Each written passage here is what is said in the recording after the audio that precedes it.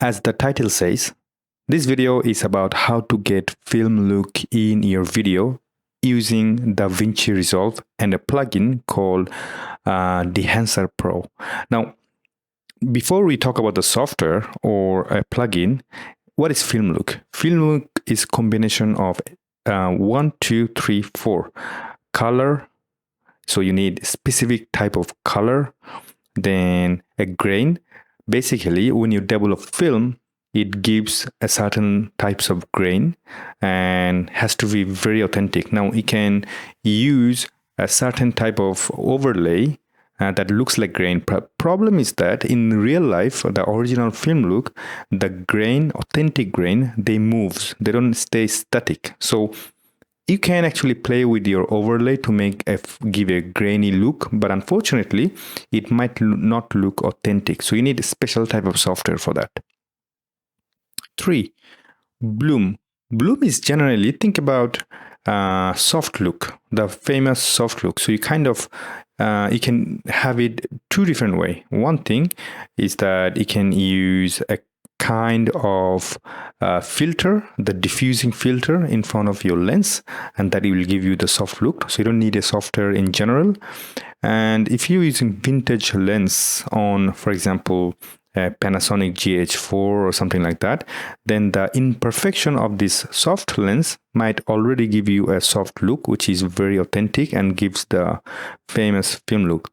Halation is actually much more bigger than that. Halation also gives a soft look. However, it also, if you have like a high bright area, especially like that neon lights on the street, it gives that reddish border around that light source, which gives a very authentic film look. So I don't have that type of source here yet, so we can avoid the 4, or we can use it just to show you exactly what's the result even in this video.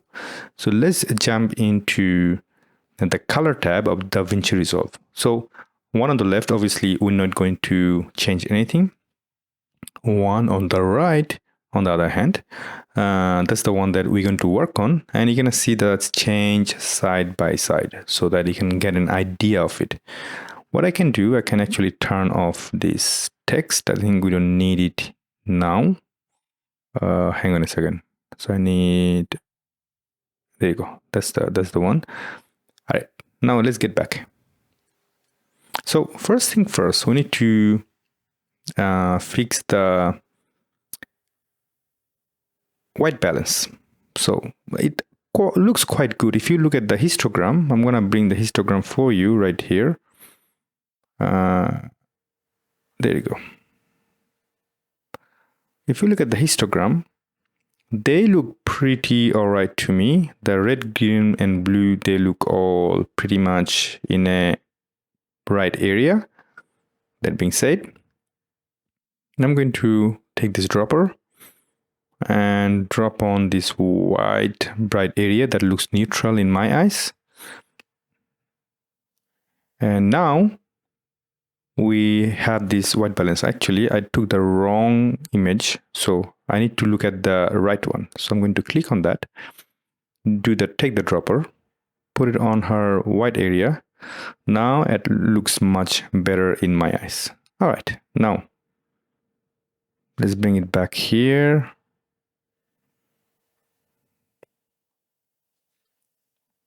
Now, secondly, now we can open a second node with Alt+S in Windows.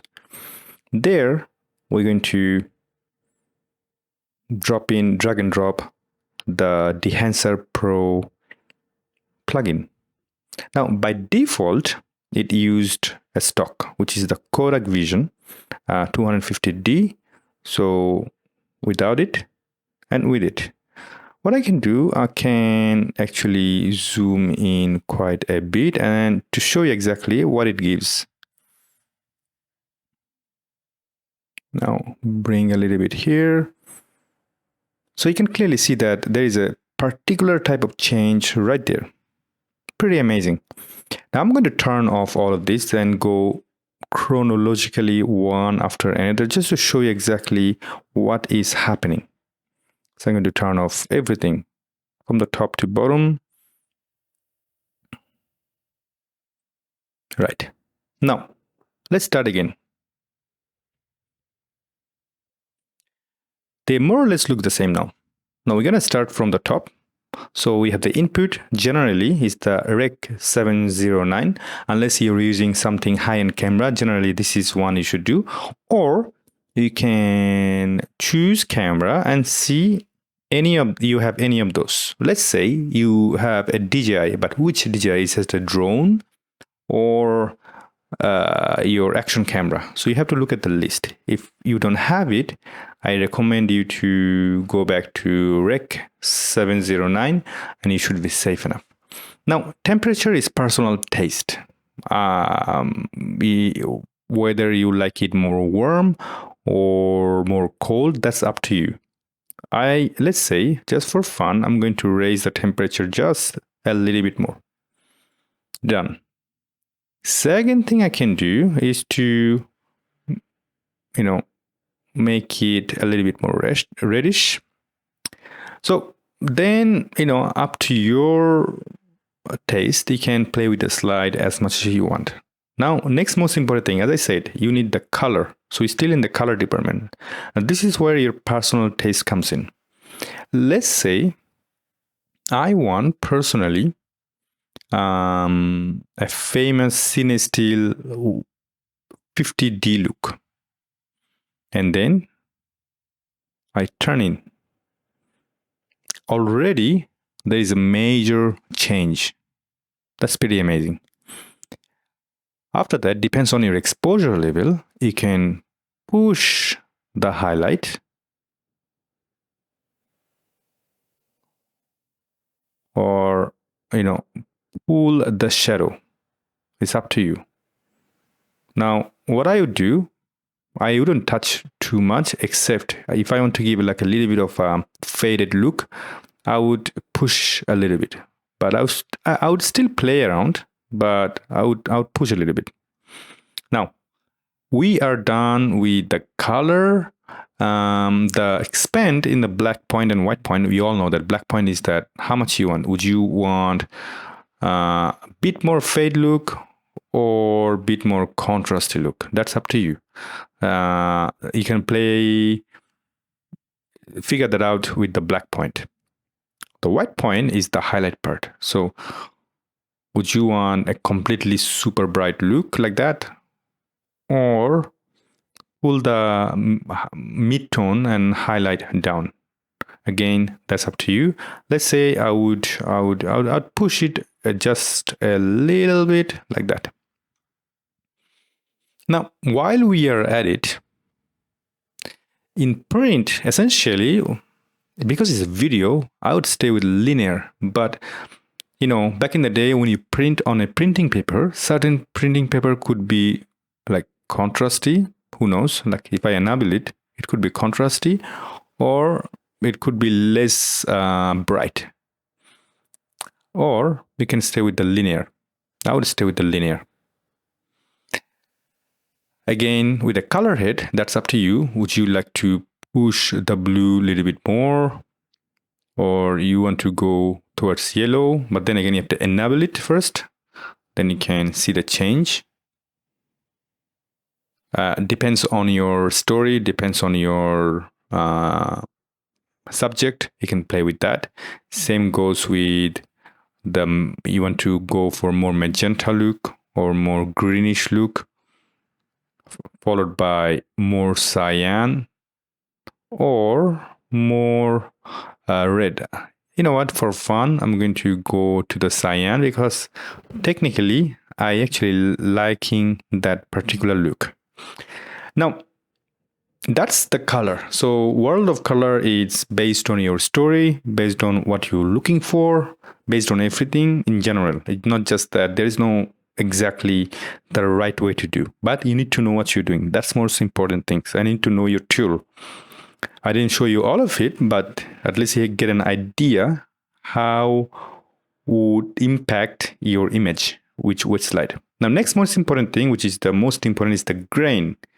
Now, Look at the histogram when I enable it. So I'm gonna disable. Look at the histogram. He said that you can see that the histogram looks much more uniformed when I enable it. Now, I would personally add bigger size grain and a lot of amount. Now, there are a vast amount of slider. Now, what are they? Now, interestingly enough, the shadow, midtone, and highlight, the shadow, you can reduce the amount of grain in the shadow area and then keep the grain in the highlights and midtone. Same for the midtone. And same for the highlight. So I reduce the amount of grain from the midtone area, and I'm going to raise it in the highlight area. So what happened is that when you play, it's going to play slowly, of course, because there's so many things are running at the same time. But when I'm gonna hit play, you can see that the grains are moving. Can you see that? The grains are moving. Now, if that was an overlay of grainy look, they would stay pretty much static. So that would look weird. But in this case, they're moving, which is just phenomenal when it comes to this particular plugin. Now, after the film gain, when you figure out how much grain you want and what type of grain you want, and you play with the sliders, come up with the idea. By the way, in the Dehancer website, their manual is fantastic. Each section, they created a manual that explains basically everything. Now, halation, unfortunately, I don't have a light source here to show you what it does. But even with the light source, it will give you a kind of soft look. And with the mask mode, when I turn on, with the mask mode, you can actually see where it's impacting. I don't know if you can see it clearly, but you can see that there is a line here. So it plays halation on the edges. So I'm going to turn off. Instead, for particular this video, I'm going to turn on bloom. Now, bloom, you can clearly see immediately it makes the whole image softer. Now, to see the impact, let's say in this impact slider, you can go all the way up or you can go all the way down. You can control the amount of it. You can control the diffusion. Let's say you go all the way up to the highest amount of diffusion. Or you say, no, I don't want that amount of diffusion. You can amplify your diffusion. For example, like that, go all the way to 100 or reduce a little bit. They're all just fantastic when it comes to this bloom, because I think this softer version of soft look that can save you spending money on a soft glass, because when you put a filter on a lens, it cannot come back. It cannot make a sharp image. Right. Now vignette, I'm gonna make it smaller. I don't necessarily use the vignette because, not a big fan of it, but for the sake of video, I am going to enable it a little bit. Now, film breathe. What is it? Now, here's the fun part. Film breathe. Back in the day, each photo has been developed. So sometimes there is an imperfection. There is a certain frame can show you different color. So when I play it now, you can see that there is a certain change of color. It's not extreme though, but you can feel it. That's what it does. I'm going to turn on git wave. Now git wave, basically, I'm going to play it again. You can see that it's moving. Pay attention to the one on the right. It's like that it's moving a little bit.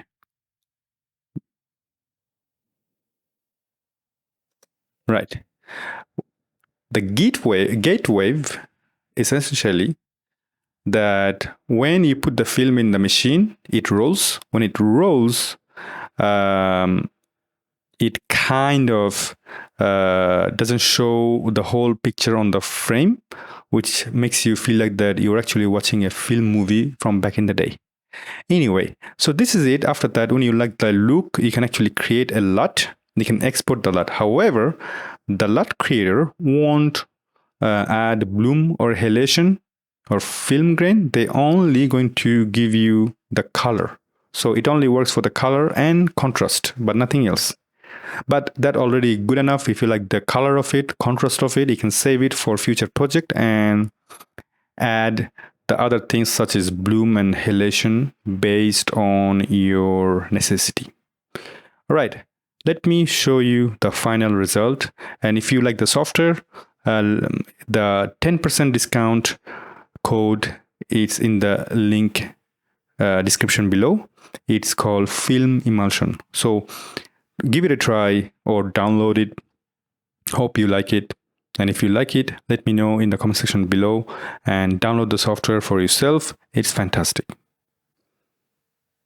Now, take a look at the example and bye-bye.